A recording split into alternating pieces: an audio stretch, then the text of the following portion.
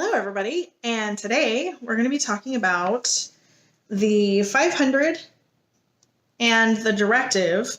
So it's a 2-book series. The 500, this one, is the first of the books, and the directive is the second of the books. The story is complete at the end of the first book. So you can read one or you can read both if you want. The second one is a completely new story, but with the same main character. He gets himself into another pickle. So if you liked the first one, there is one more book you can read if you are so inclined. The pacing of these really builds. The beginning of it, you're following this guy along. He's just living his life, not expecting anything to come of, any of these things to happen. And he finds himself getting more and more entrenched in some not so great stuff. Basically what these books are about is that it follows the main character, Michael Ford. That's the Michael Ford series. Again, it's 2 books.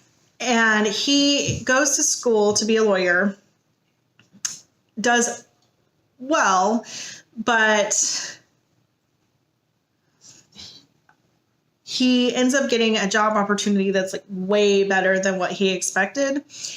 And he works for this firm who basically owns all of Washington, D.C. All of the politicians, they have them in their pockets. And his bosses slowly get him deeper and deeper involved in their nefariousness that they use to own these people. And basically they're trying to corrupt him to the point where he's also in their pocket and they can use him to lean on these politicians. And he gets to a point where he's like, I'm not really comfortable with this. I don't want to be a part of this anymore. And then all hell breaks loose. So the pacing of these is, not slow at the beginning. It starts out with a scene from the end of the book, and then you watch as it progresses towards that. So it starts with a really intense scene, and you don't know how it finishes off, and you don't know how he got there. And then it cuts back to him being in school and finishing up. And so while it's a lot of just setup at the beginning, you know where it's going. So that makes it feel a little bit faster than it is just at the very beginning. The pacing, like I said, definitely picks up as you get further and further into the book, and more shenanigans ensue. There is a fair amount of dialogue because this is a political thriller. So there is definitely actual action, but a lot of it is dialogue based. It's just a straightforward plot line. You're following the main character. You know who the bad guys are from the get-go because you get that snippet at the beginning. You're just not quite sure how everything unfolds to get there. So I wrote down that this is a fast-paced book, super compelling, really engrossing. Because like I said, even though there's a little bit of slowness at the very beginning, you're like, how the heck does he get from being in school at Harvard to in this gruesome scene that we know is coming? There's not a lot of character development. So you can take it or leave it. It's kind of like if you've read the Da Vinci Code. There's not a lot of character development in those books either. You have kind of a stereotype person, and then from there, the situation goes. And that's the case in these books too. Mike Ford is this everybody's guy, has kind of a checkered past, but now he's trying to redeem himself. He's going to law school, and the bad guys are these super evil, smarmy bad guys that you know are bad, but all of their badness happens behind the scenes. So no one can prove it, and they kind of just run the city. And so if you're really wanting character development, these are not the books for you. However, while I do enjoy character development, didn't really find it missing because it was not the point of the story. Like, the story isn't lacking because of the lack of character development. So it just depends on what you're really looking for. If you want a fun, fast-paced thriller book, this is it. If you want a lot of character development and watching people grow and develop, he does do some growing as he goes through the book and kind of realizes what his actual priorities are, but that is certainly not a major part of the book.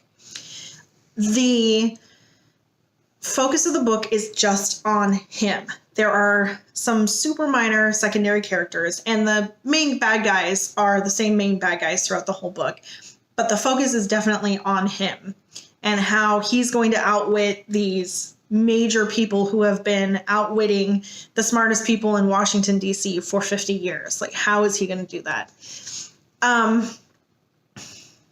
It's told from the first person perspective, and it's very conversational. It's just him sitting down, having a conversation with you, telling you, this is what happened to me, which made for a super easy, really fast read. The storyline really emphasizes the action and the situations that he gets himself into. He's basically just going from one pickle to the next pickle, from one scrape to the next, from one close call to the next. And so it's really action oriented. And like I said, some of the action is like actual physical action, and some of it is political intrigue where he's talking himself out of situations, that sort of a thing. So there's both in the story. There is some explicit violence. So if that's not your thing, it's not the goriest ever, but there are definite details. So if you have a super, super sensitive stomach, maybe not read these. But if you're okay with, I would say, like, medium goriness, that's where I would rank these. There is, like I said at the beginning, the first book is a whole complete story. The second book is a whole complete story. So there is definitely a resolved ending at the beginning or at the end of the first book. And then the second book starts a completely different new story with the same main character. So it's not a series in that it's two books to tell one story, but it is a series where it includes the same character twice. The frame of these books is Washington, D.C., current time, and the tone is really like foreboding and menacing. This guy gets in way over his head, and you have no idea how he's going to get out of it.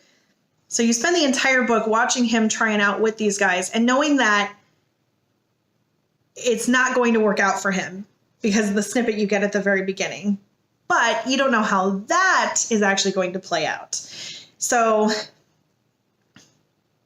you're watching him struggle knowing that, well, he's in over his head and it's just going to continue to get worse.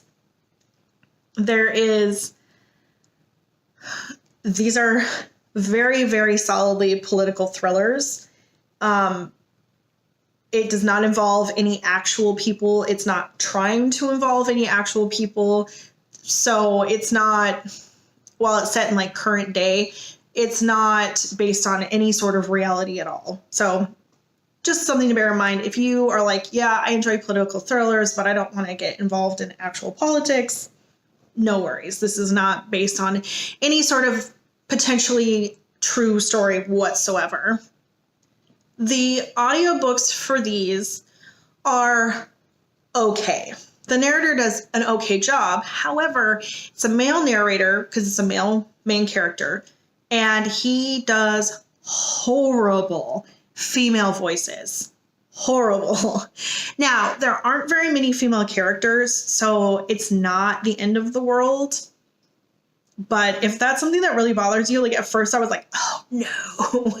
And then I was like, oh, there's just not a lot in here. But so if you can get past that, the books are fine. The audiobooks are fine. If that's something that really bothers you, don't do it. Just read the actual book. Don't do the audiobook. So that is The 500 and the Directive by Matthew Quirk. If you liked this video, give it a thumbs up. And if you want to see more content, subscribe before you leave. Until next time, happy reading. The second of the books. It starts with this. What? I wasn't going to say anything. Slowly,